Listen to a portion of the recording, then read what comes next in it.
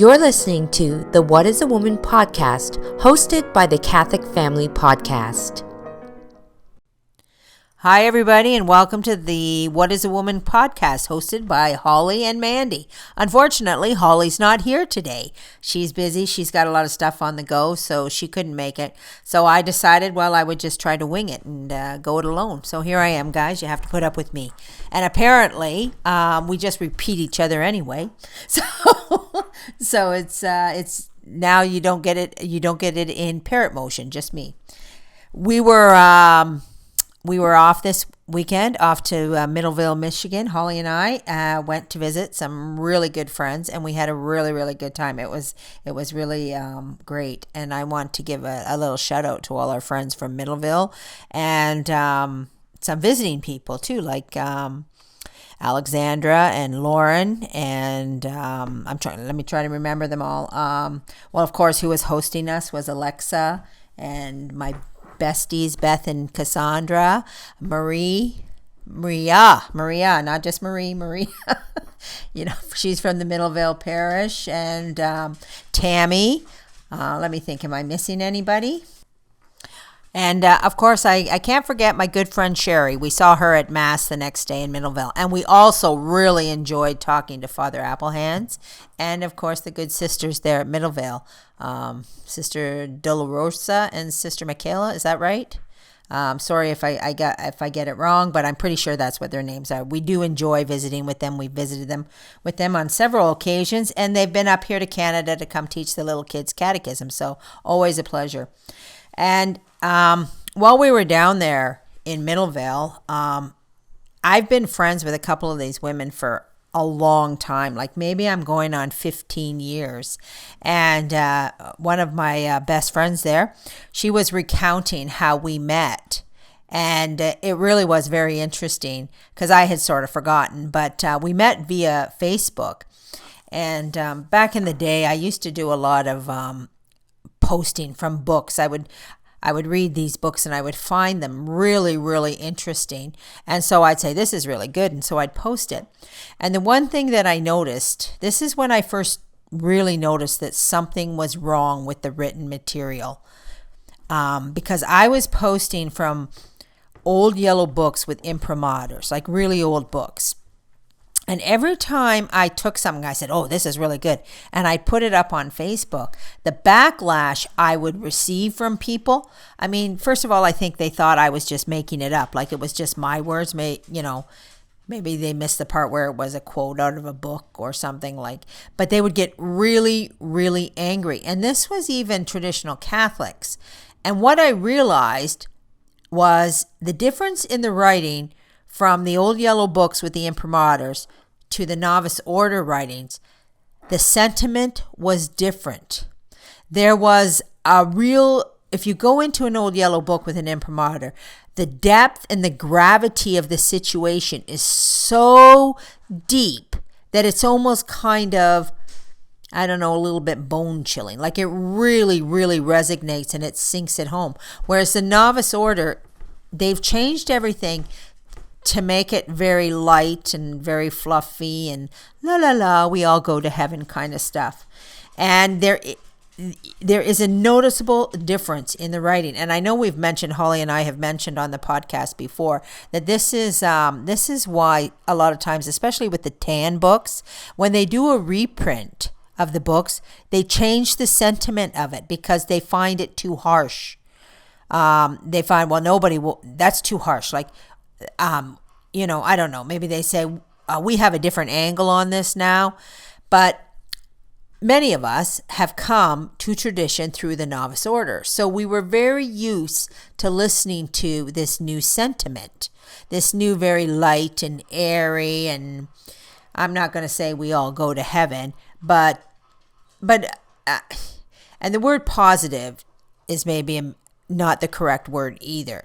But there's something almost superficial about the writing compared to the old yellow books with the imprimaturs. And this was really noticeable when I posted on Facebook because people didn't like it. They didn't want to hear it, and they especially didn't want to hear it that way.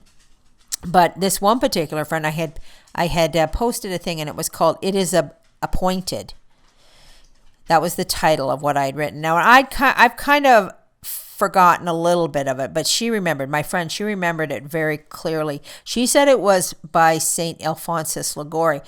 I'm pretty sure it was out of the book Sanity and the Sanity of Sanctity, but I did try to Google this book, and these books are so out of print. They're so long dead, and I couldn't find the book, so I don't have the resources to back it up. But the sentiment of it, like I said, was the way it used to be. And when she read it, she said to me, "Oh my gosh, who is this? And she is going to be my friend." So that's kind of how we met. But I just want to talk about this. It's Appointed here just very briefly. It was about your death and the hour of your death. And in this writing, what it said was that the hour of your death has been appointed from the moment of creation, not the moment of your conception, the moment of creation. So not only were you known to God before conception, your death was known to God, and it was appointed to you, the hour, the time, and the moment. And we live in a world where this is a very strange concept to us, because everybody is always fighting death. So we live in a society that fights death. The biggest one that I noticed was always the cancer patients. Like, I am a survivor. I survived cancer. And I used to think, well, what exactly does that mean? You didn't cheat death. Like, what are you getting? Like 5 more years, 10 more years, 20 more years, maybe 30 more years? Like, nobody, you got over your sickness, and that's good, because the hour hadn't been appointed to you yet. Like, the hour that God was coming for you has not happened. And man has taken it upon themselves in our society to believe that they control these things. Like, nowhere was this more evident with, the nasty C word, where man is in control of death.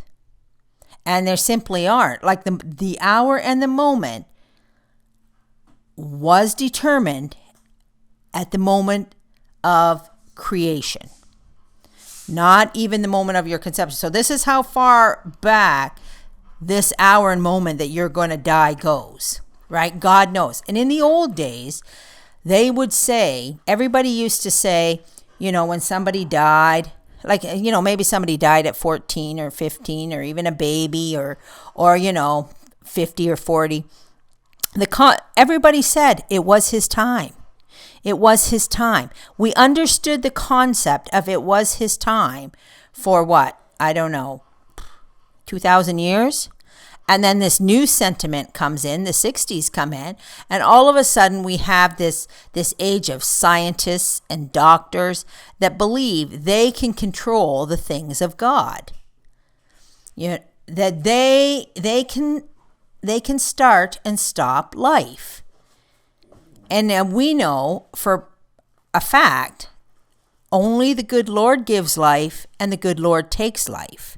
So regardless of what we do or how we do it, that doesn't change, right?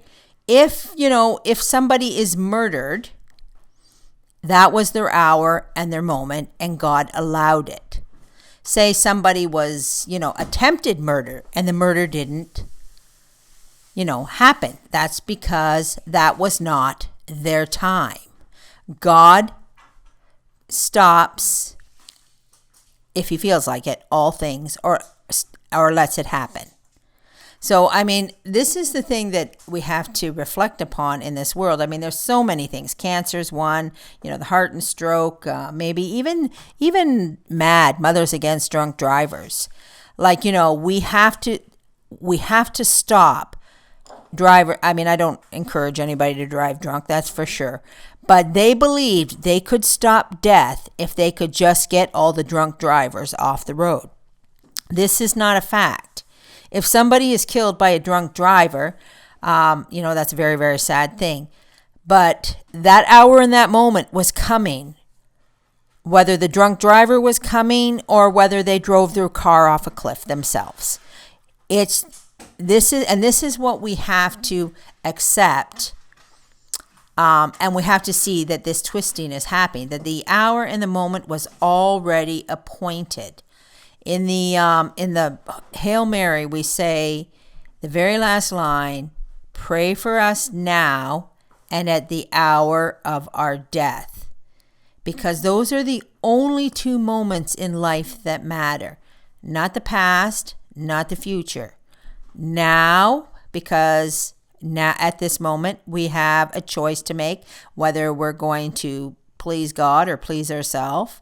So the moment of now is the only time we can do anything. And at the hour of our death. So we're asking the Blessed Virgin to be with us at those 2 hours. And that hour has already been appointed.